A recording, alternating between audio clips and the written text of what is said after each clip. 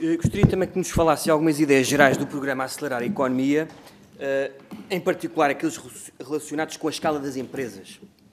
Mas antes disso gostava de ter algumas considerações. Não lhe dirigirei perguntas focadas no IRC, mas o Grupo Parlamentar do PSD não pode deixar de referir a importância da medida num contexto em que, juntando-se as derramas, temos a segunda taxa marginal mais alta da União Europeia, longe de qualquer competitividade fiscal e, como referiu, isto afasta sequer da primeira conversa, até da primeira conversa, potenciais investidores e grandes empresas estrangeiras. Mas eu quero referir alguns pontos sobre o IRC, porque insisto que são poucas as empresas a pagar, ou são poucas as empresas a pagar grande parte do IRC. E até pode ser, são as maiores, as mais competitivas, as que são mais escrutinadas, as que pagam o IRC. Mas são também as mais produtivas, as que pagam maiores salários. Esta realidade é simplesmente esquecida por grande parte do argumentário, em particular da esquerda. É isto o grande crime. As grandes empresas, as que são mais produtivas e que pagam mais salários, são as grandes beneficiárias de uma descida de IRC. Porque há outras que não pagam. Aliás, o mesmo se aplica no vosso argumentário em relação ao IRS. Não se pode baixar IRS porque isso só beneficia, imagine-se, quem paga IRS. Depois disso, que as empresas mais beneficiadas não precisam. A questão, quer dizer, para o economista, quer dizer, nem seria necessário ser economista, a questão para quem faz e quem desenha políticas públicas não é se as empresas precisam ou não precisam. É que incentivos é que as medidas tocam e como é que é feita uma melhor afetação de recursos na economia.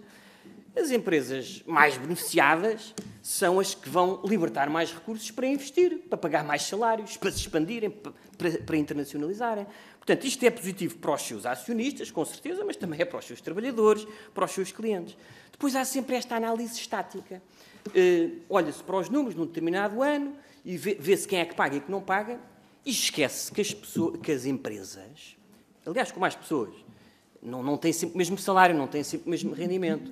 As empresas nascem, crescem, algumas até morrem, não é? E, portanto, aquilo que é uma taxa de IRC na economia não é uma taxa para aquele ano, para aquela empresa, naquela realidade estática. É uma taxa que as empresas reconhecem que pode ser a taxa que lhes é aplicada no futuro. Elas podem estar 8 anos durante uma fase de crescimento sem pagar qualquer IRC. Nas estatísticas pagam 0. Mas no futuro serão beneficiadas porque vão crescer, estão num momento de investimento e essa taxa também é importante para a sua realidade. Portanto, temos que nos deixar desta análise estática, passar a uma análise dinâmica que tem em conta os incentivos que as empresas pequenas têm para crescer, para expandir a sua atividade, para serem mais escrutinadas. Finalmente, trata-se as grandes empresas como se fossem pessoas.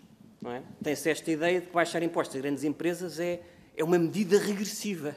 É, aliás, muito provavelmente exatamente o contrário. Esta associação não faz qualquer sentido. Porque as grandes empresas, em particular as cotadas em bolsa, são as empresas que podem ser detidas por qualquer um de nós, por qualquer trabalhador, por mais pobre ou mais rico que seja. Isso não acontece com as pequenas e médias empresas, que podem apenas ser detidas pelos empresários ou por quem as criam, dado que não estão no mercado. Portanto, esta ideia de associar grandes empresas a ricalhaços não faz qualquer sentido. Pode ser exatamente pode ter exatamente o efeito contrário, um efeito regressivo. Mas, claro, o IRC não é tudo, não era este o foco da minha pergunta, mas tinha que fazer esta arengada, perdoe-se-me, porque há muita poluição argumentativa à volta da descida do IRC. O que lhe queria perguntar é se dá, de facto, importância à escala das empresas. O que nós percebemos, até, aliás, por intermédio de palavras do Sr. Primeiro-Ministro, é que as microempresas devem amanhã ser pequenas, as pequenas amanhã devem ser médias, as médias amanhã devem ser grandes e as grandes devem poder internacionalizar-se e ainda mais ter uma dimensão global. E percebemos que há este objetivo central de criar o contexto para que as empresas ganhem escala, tenham mais capital para investir e para inovar e que o Estado não seja um peso nas suas tesourarias. Há aqui também medidas importantes neste sentido. O reforço do IVA de caixa, a redução do pagamento do Estado, com compromisso de pagamento a 30 dias até ao final da legislatura, e também um programa de apoio à contratação de doutorados pelas empresas. E eu aqui queria realçar que estas medidas são pró-competitivas e até pró-empresas mais pequenas, com menos músculo financeiro, em particular para serem fornecedores do Estado. não é? E, portanto, estas medidas ajudam desproporcionalmente as pequenas empresas que concorrem em concursos públicos e que têm dificuldades de tesouraria, ao contrário, regra geral, das empresas maiores.